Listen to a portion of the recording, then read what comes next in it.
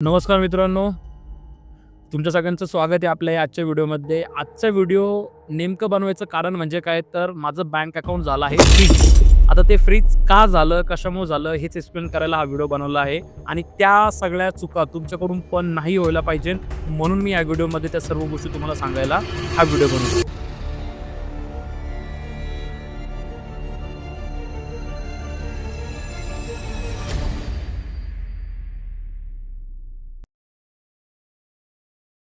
First thing झालं असं, काही गोष्टी मी तुमच्यासमोर एक्सप्लेन करणार आहे.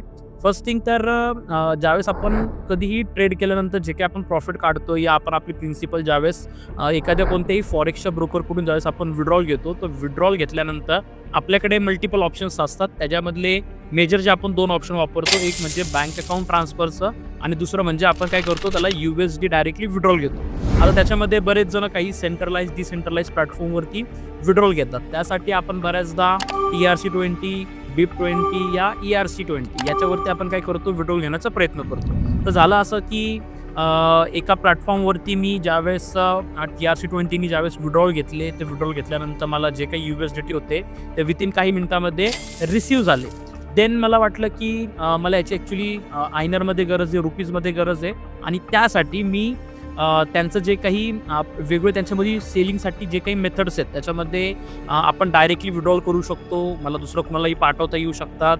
आफ्टर 1% TDS डिडक्शन नंतर आपण कुणालाही डायरेक्ट तो फंड ट्रान्सफर करू शकतो आणि त्याचबरोबर आपण जर बायनान्स प्लॅटफॉर्म ज्यावेळेस वापरतो, तर त्या बायनान्स प्लॅटफॉर्मवरती आपल्याला TDS सोबत P2P जे पर्सन टू पर्सन जे काही मेथड आहे त्या मेथडला यूज करून आपण काय करू शकतो, डायरेक्टली सेलिंग करू शकतो. तर त्याच्यामध्ये झालं असं की त्याच्यामध्ये जेवढेही व्हेरिफाईड मर्चंट आहेत, आता ते किती व्हेरिफाईड आहेत, किती नाही आहेत, ह्यासाठी प्लॅटफॉर्मनी त्याच्यावरती खरंच रूल्स रेग्युलेशन आणि अजून त्याला स्ट्रिक्ट करणं गरजेचं आहे. परंतु त्याच्यावरती जे असलेले व्हेरिफाईड मर्चंट आहेत त्याच्यामध्ये किती स्कॅमर्स आहेत हे आपल्याला सुरुवातीला अजिबात लक्षात येत नाही.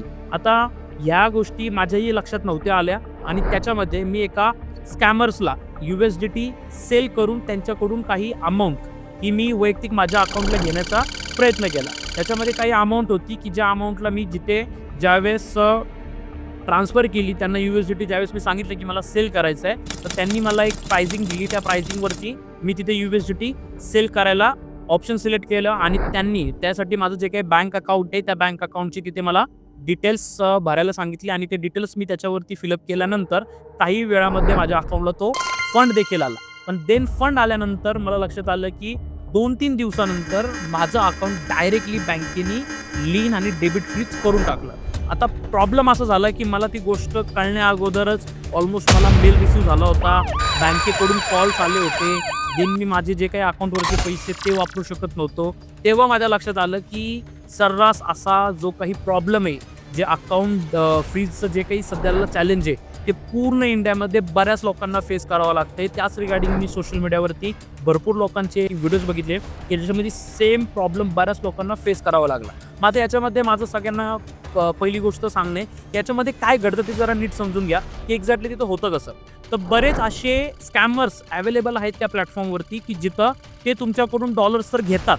तुम्ही त्याच्यामध्ये TDS वाचवण्याच्यासाठी या तुम्ही तिथं त्या प्लॅटफॉर्मवरती मला काही एक्स्ट्रा प्रॉफिट होतोय, मग या एक्स्ट्रा मी महाग प्राइसिंगवरती तिथं मी डॉलर्स सेल करतोय, म्हणून मी तिथे काय करणार, त्याला यूज करायला जाणार. आणि हे आपण किती जरी डिसिप्लिन फॉलो करण्याचा प्रयत्न केला, आपण शक्यतो या गोष्टी टाळण्याचा प्रयत्न केला, तरी पण एक नकळत जो आपल्यामध्ये अचानक त्यावेळेस जो एक ग्रीडीनेस येतो की मला काहीतरी फायदा होतोय, त्याच्यामुळेच या सगळ्या गोष्टी घडतात. आता झालं असं की ज्यावेळेस त्या प्लॅटफॉर्मवरती सेलिंगसाठी येतो, तर तिथे आपल्याला जी प्राइसिंग भेटते त्या प्राइसिंग नंतर सडनली डायरेक्टली आपल्याला 3-4 दिवसानंतर डायरेक्टली नोटीस येऊन जाते. त्यावेळेस आपल्याला लक्षात घ्यायचं आहे की ह्या प्लॅटफॉर्मचा वापर आपल्याला अजिबात नाही करायचा. त्याचबरोबर आपल्याला ह्या प्लॅटफॉर्मवरती अजिबात USDT घ्यायचे पण नाही आहेत आणि द्यायचे पण नाही आहेत. अजिबात म्हणजे ना त्याच्यावर तुम्ही बाईंग करा ना त्याच्यामध्ये सेलिंग करा. जे काय बँक अकाउंट ट्रान्सफर आहेत तेच डायरेक्ट तुम्हाला त्याच्यावरती घेणं गरजेचं आहे. आता ह्या पार्टला थोडं जरा व्यवस्थित नीट जरा समजून घ्या. जो व्यक्ती तुमच्याकडून डॉलर घेतोय आणि तुम्हाला बँक अकाउंटला तुम्हाला रुपीज शेअर करतोय, तोच काही दिवसानंतर सायबर क्राईमला जातो आणि तिकडं तो कंप्लेंट रेस करतो की ही ठराविक रक्कम ही माझ्या बँक अकाउंटवरून डेबिट झालेली आहे किंवा त्यांनी ती पाठवलेली ते चुकून ट्रान्झॅक्शन केलेलं आहे. आणि त्यानंतर तिथे सायबर केसेसला डायरेक्टली ती केस फाईल केली जाते, कंप्लेंट दर्ज केली जाते आणि त्या कंप्लेंटच्या बेसिसवरती तुमच्या अकाउंटला जे आलेला ट्रान्झॅक्शन आहे त्याला तुम्ही ऑन टाईममध्ये लगेच प्रूफ करू शकत नाही. कारण का की तिथे तुम्ही ना TDS पे केलेला असतो, ना तुम्हाला आफ्टर गेन टॅक्स तुम्ही वाचवण्यासाठी तुम्ही डायरेक्टली काय केलेलं असतं, तिथे P2P यूज केलेला असतो, पर्सन टू पर्सन तिथे ट्रान्झॅक्शन केलेलं असतं.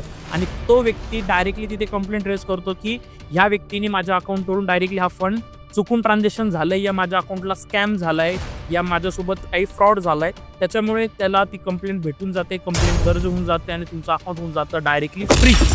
आणि त्याच्यावरती इन्स्टंट लेवलला कोणतंही सोल्युशन नाही आहे.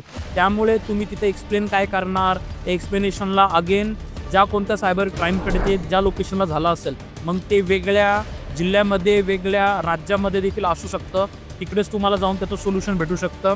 नाहीतर तुम्हाला अगेन अर्ज करावा लागतो कोर्टामध्ये ॲडव्होकेट थ्रू. देन त्याच्यानंतर तुम्हाला त्याच्या अगेन्स्टमध्ये ज्या काही डेट्स भेटतात तिथे तुम्हाला त्या पूर्ण प्रोसेसला फॉलो करावं लागतं.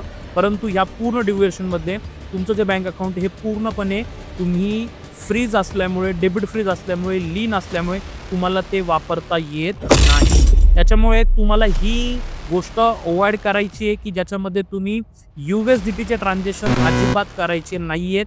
दुसरी गोष्ट, जर तुम्हाला ते ट्रान्झॅक्शन जर करायचे आहेत तर RBIच्या रेग्युलेशनमध्ये जे authorise USDT buyer seller available आहेत त्यांच्याच थ्रू तुम्हाला ते करणं गरजेचं आहे. त्याशिवाय जर हा चॅलेंज जर तुम्हाला आला तर तुम्हाला तिथे सर्रासपणे तुमच्याकडे दुसरं कोणतंही सोल्युशन तिथे राहत नाही.